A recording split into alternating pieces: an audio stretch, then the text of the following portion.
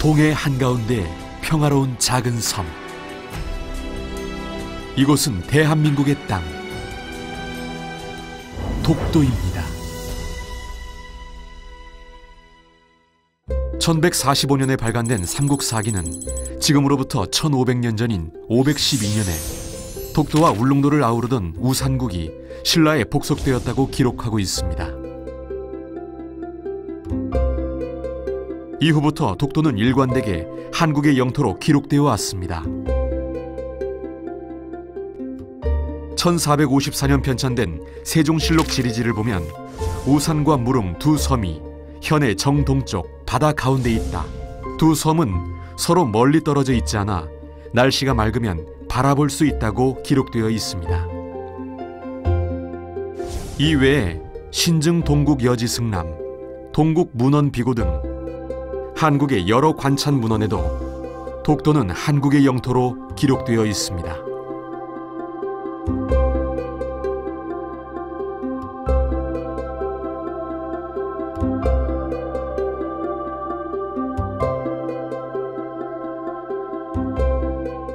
(20세기) 초에는 독도에 대한 정부의 행정 권한을 강화하기 위한 법적인 조치가 취해졌습니다. 당시 울릉도 일대에 일본인의 불법 거주가 빈번해지고 산림 불법 벌채 등 불법 활동이 빈발하자 대한제국의 고종 황제는 1900년 울릉도와 독도의 행정관리를 강화하는 칙령 제41호를 반포하였습니다. 울릉도를 울도로 개칭하고 울도 군수가 울릉도와 죽도 그리고 석도를 관할한다는 내용입니다. 1805 Dokdo was not terra nullius because Koreans and the government of Korea had been active there. I suppose the most significant thing was the emperor's proclamation in 1900. 그렇다면 독도에 관한 일본의 역사적인 기록은 어떨까요?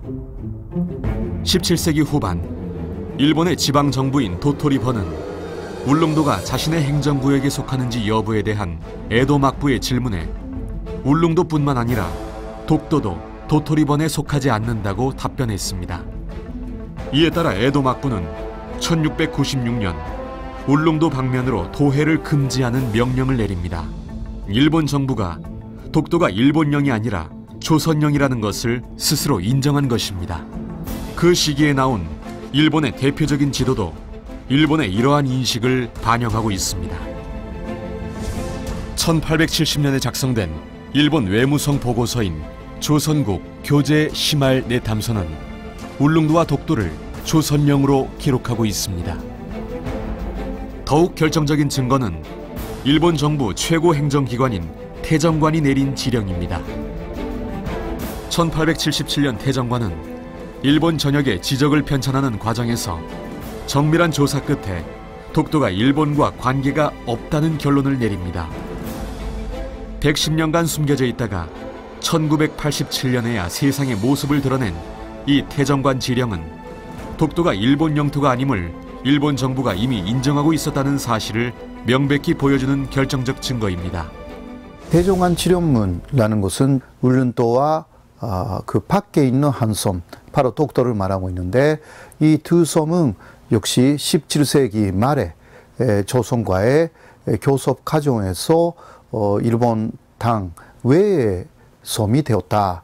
이렇게 정확하게 기재를 한 완전한 공문서라고 할 수 있고 일본 정부가 계속 숨기고 있는 그러한 문서라고 할 수 있고.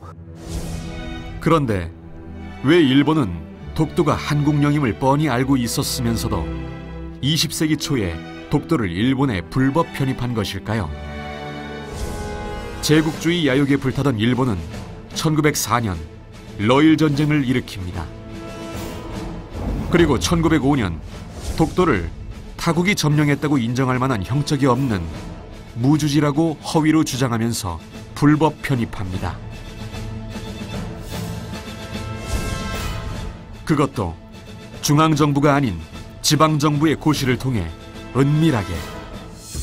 당시에도 일본 내무성은 독도가 한국령임을 알고 이를 말렸으나 외무성에서 지금이야말로 영토 편입을 서두를 필요가 있으며 막루를 세워 무선 독도는 해저 전신을 설치하면 적함 감시상 매우 유리하다면서 군사 목적으로 독도 영토 편입을 적극 추진했던 것입니다. 러일 전쟁에서 승리하기 위해서는 한국의 영토인 독도가 군사 전략적으로 꼭 필요했기 때문입니다. 一番重要なことはやはり日露戦争を控えまして日本海で言うならばロシアのウラジオストック艦隊それからはるばる回ってきますバラチック艦隊こういうものを監視するためにウルルンドだけじゃなくってどうしてももう一つ先にある竹島が欲しかったんですね。 독도는 일본의 제국주의 침략에 최초로 희생당한 한국의 땅이 되었습니다. 일본의 제국주의 침탈은 치밀하고 잔인하게 진행되었습니다. 1895년 일본은 명성황후를 무자비하게 시해하고 불에 태우는 만행을 저질렀습니다. 이어 1905년 한국의 외교권을 완전히 박탈하였고 1907년에는 대한제국 황제를 무력을 앞세워 강제로 퇴위시키고 대한제국의 군대를 해산시켰습니다. 이어서 1910년 일본은 한국을 강압적으로 병합하였습니다.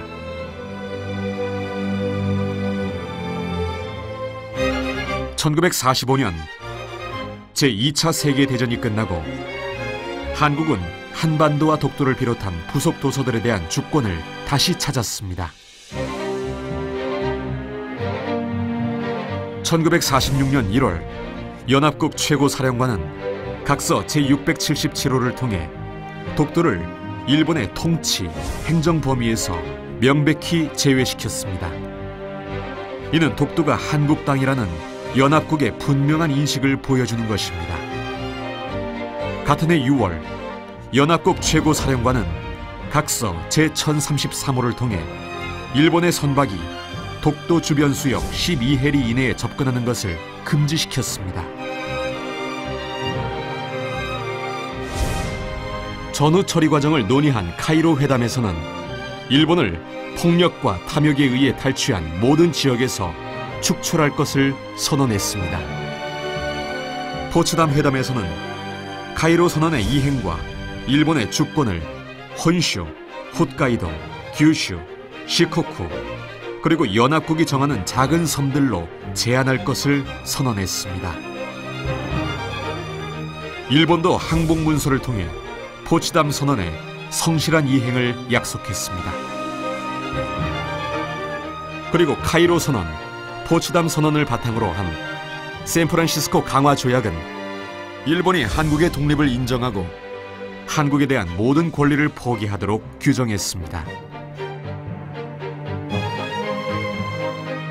To pretend that it's unrelated, it doesn't make sense and it's not helpful. Address the history that happened, and it will take the Japanese government a real amount of honesty, and I'm not sure we have that right now. Japanese are very ambiguous about their own imperialism. Imperialism is over, so they are trying, to keep some island here and there, to be still some kind of a regional power. So of course they need to get rid of that. 언제는 독도가 자기네 땅이 아니라던 일본이 1905년에 독도를 주인 없는 섬이라며 불법 편입한 이후에는 말을 바꾸어 독도는 원래부터 자기네 땅이었고 1905년 편입 조치는 일본의 영유 의사를 재확인한 것에 불과하다고 또 다른 억지 주장을 하고 있습니다. 전혀 앞뒤가 맞지 않는 이런 주장을 그 누가 믿겠습니까? 일본이 아직도 독도에 대한 부당한 영유권을 주장하는 것은 제국주의에 대한 미련을 버리지 못하고 한반도 침탈의 역사를 되풀이하겠다는 것이나 다름없습니다. 미래지향적 한일 관계는 올바른 역사인식을 바탕으로 할 때만 가능합니다. 이제 일본은 역사의 진실 앞에 겸허해져야 합니다. 그래야만 한일 양국은 진정한 이웃으로서 밝은 미래를 함께 열어나갈 수 있습니다. 빼앗겼다가 되찾은 땅 독도는 대한민국 주권 회복의 상징으로서 동해의 평화로운 우리 섬으로 영원히 남아 있을 것입니다.